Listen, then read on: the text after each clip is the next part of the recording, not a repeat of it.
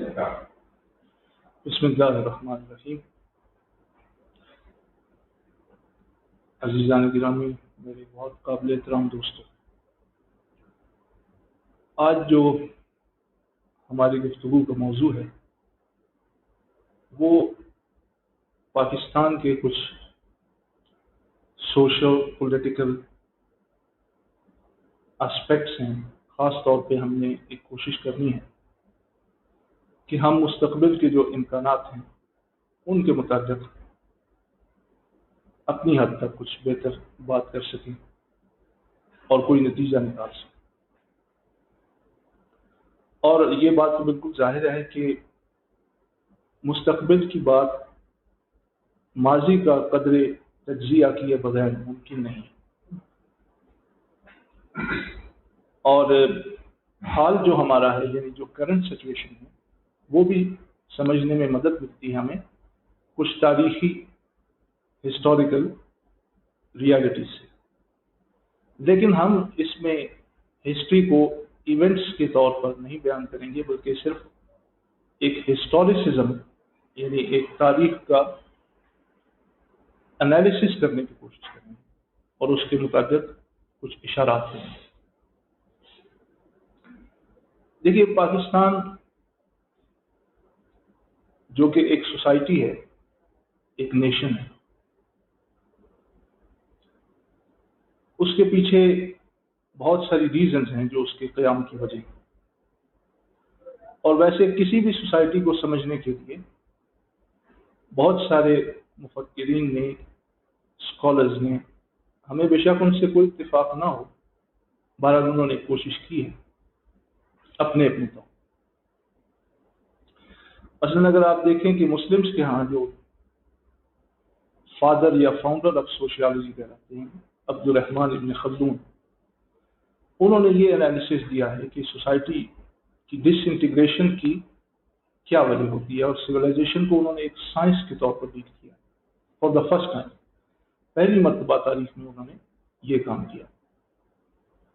تو انہوں نے بتایا کہ جب سادگی، بدویت اور جو ایک دیہی زندگی ہوتی ہے کسی معاشرے کی، جب وہ تیزی کے ساتھ سوک لائف میں تبدیل ہونا شروع ہو جائے تو وہ قوم لگژری کی طرف، تعیشات کی طرف چلی جاتی ہے، اور یہی اس کے زوال کی اصل وجہ۔ آگسٹ کامٹے جسے سوشیالوجسٹ مانا جاتا ہے، اسپیشلی یورپ میں تو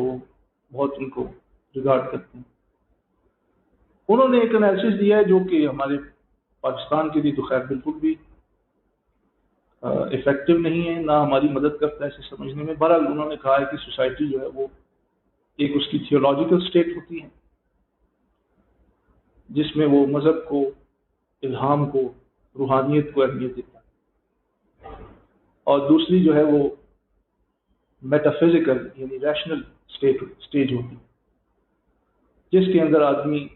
عقلی استدلال کے ساتھ چیزوں کو سمجھتا ہے، اور تیسرے جو ہے وہ پازیٹیو سوسائٹی یا سٹیج آف پازیٹیوزم ہے جو سائنٹیفک ایج ہوتی ہے۔ بہرحال یہ انہوں نے یورپین سوسائٹی کا انالیسس تو سے کہا جا سکتا ہے، لیکن یہ ہر سوسائٹی پر اپلائی نہیں۔ اسی طرح سے کاوش جو ہے وہ کارل مارکس کی ہے۔ ان کے نزدیک جو ہے سوسائٹی کو سمجھنے کا طریقہ یہ ہے کہ سوسائٹی کا ایک اکنامک سپر سٹرکچر ہوتا ہے، یعنی اس کی جو معاشی بنیادیں ہیں وہی اصل میں ڈیفائن کرتی ہیں کہ سوسائٹی کیا ہے، اور اس میں وہ کہتے ہیں کہ جو موڈز آف پروڈکشن ہیں، جو آمدنی کے اور پیداوار کے ذرائع ہیں، وہ موڈز آف پروڈکشن یہ ڈیفائن کرتے ہیں کہ سوسائٹی میں کس طرح کی کلاسز پائی جاتی ہیں اور اس کا ایوولوشن کیسے ہوتا ہے۔ ہم اس کی تفصیل میں نہیں جا رہے، صرف ریفرنس کے طور پر عرض کر رہے ہیں کہ یہ مختلف اپروچز رہی ہیں سوسائٹی کو سمجھنے کے لیے، یعنی ہیومن سوشولوجیکل ایوولوشن کے ہیں یا ایگزسٹنس کے ہیں، اس کے لیے۔ کارل مارکس کی فلسفی کو دنیا کی ایک بہت بڑی تعداد نے تسلیم کیا، لیکن اس کا کوئی پروڈکٹیو رزلٹ نہیں نکلا، یعنی اس کا نقصان اس کے فائدے سے بہت زیادہ تھا۔ جس کمیونزم کی اور جس سوشل ریولوشن کی انہوں نے بات کی، جس ایمانسپیشن اور آزادی کی بات کی انہوں نے کہ مزدوروں کی حکومت ہو، برابری کی بنیاد پر ہو، اس کا ایک تو ان کے پاس کوئی اخلاقی جواز ہی نہیں ہے، دوسرے یہ کہ اس کے اندر ایک ان نیچرلنیس پائی جاتی ہے، یعنی یہ غیر فطری ہے کہ آپ جب سوسائٹی میں کمپٹیشن کو ختم کر دیتے ہیں تو سوسائٹی کبھی بھی ایگزسٹ نہیں کر سکتی۔ تو یہ انہوں نے کیا، بہت سے ملکوں نے اس کو ایکسپیرینس کیا لیکن ناکام۔ اسی طرح سے ہماری مسلم روایت میں شاہ ولی اللہ نے ایک ہیومن باڈی کے ساتھ کمپیئر کرتے ہوئے سوسائٹی کو بیان کیا، اور اس چیز کو پھر لیا ہے ہربرٹ اسپینسر انگلینڈ میں، اور انہوں نے کہا کہ جس طرح لیونگ آرگنزمس جو ہیں یہ آپس میں ایک دوسرے پر ڈپینڈنٹ ہوتے ہیں، ایسی سوسائٹی کے تمام کمپوننٹس ایک دوسرے پر ڈپینڈنٹ ہیں، ان میں سے ایک میں خرابی ہوگی تو باقیوں میں بے چینی پھیل جائے۔ یہ بالکل اصل میں ایسا محسوس ہوتا ہے کہ اس حدیث شریف کی تشریح اور ترجمہ ہے جس میں آپ نے مسلم سویلائزیشن کو یا امت کو ایک عمارت سے یا ایک جسم سے تعبیر کیا ہے کہ جسم کے ایک حصے میں خرابی ہوگی تو پورا جسم بے قرار ہو جائے۔ اسی کے ساتھ ڈارون نے ایک کانسیپٹ پیش کیا جس کو بہت بڑے پیمانے پر دنیا میں مانا گیا، اور وہ ایمانداری کی بات یہ کہ دنیا میں پچھلے 150 برس میں جتنا فساد اس کی وجہ سے پیدا ہوا، جتنی وارس ہوئی، جتنے کانفلکٹس ہوئے، اس کی کوئی مثال تاریخ نہیں، اور وہ کانسیپٹ ہے سروائیول آف دا فٹیسٹ یا نیچرل سلیکشن جسے وہ کہتے ہیں۔ اسے انہوں نے سائنس میں بیان کیا، اس میں بھی ان کے پاس ثبوت نہیں ہے اس کے، یعنی وہ ایوولوشن کے دوران کی حالت جو ہے وہ دکھائی نہیں جا سکی ابھی تک کہ ایک بندر سے انسان بنتے ہوئے جو پروسیس ہے وہ کہاں ہوتا ہے، اس کی کوئی نظیر، کوئی مثال نہیں۔ دوسرے یہ کہ انہوں نے سروائیول آف دا فٹیسٹ کا کانسیپٹ دیا، تو یورپین سویلائزیشن نے اسے قبول کرنے کے بعد وائٹ مین برڈن کا ایک کانسیپٹ ہے جسے بلڈ کیا کہ جو وائٹ ریس ہے، جو سفید فام لوگ ہیں، یہ سپیریئر ہیں اور یہ اصل میں پوری دنیا کو یہ کور کر سکتے ہیں۔ اور اس تھیوری کے نتیجے میسولینی جیسا بندہ اٹلی میں پیدا ہوا جس نے بہت تباہی کی،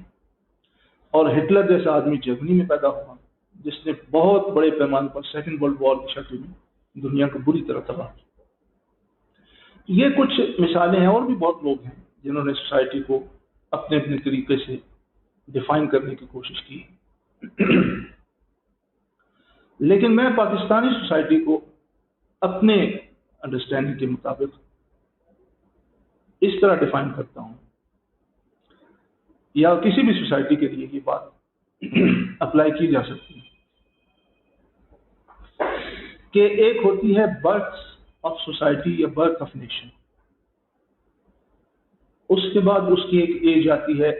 جسے ہم کہہ سکتے ہیں اسٹیج آف ایڈولسنس، ایک اس کی نوجوانی کی عمر ہوتی ہے، پھر اس کے اندر ایک ایج آف مسٹسزم آتا ہے جو کہ نوجوانی سے بعد آپ کہیے کہ ایک طرح کی جوانی ہوتی ہے، جیسے انسانی زندگی میں ایسے سوسائٹی میں بھی، اس کے فیچرز ہم ابھی ڈسکس کریں گے۔ اور فورتھلی اس کی ہوتی ہے دا ایج آف ریشنلٹی، یا ایک میچور نیشنل کریکٹر جب بنتا ہے، ایک ایسا کلیکٹیو سیلف بنتا ہے جس کی بنیاد عقلی استدلال پر زیادہ ہوتی ہے، جذباتی نہیں ہوتی، یعنی نہیں ہونے کا مطلب یہ نہیں کہ جذبہ ختم ہو جاتا ہے، نسبتاً کم ہوتا ہے۔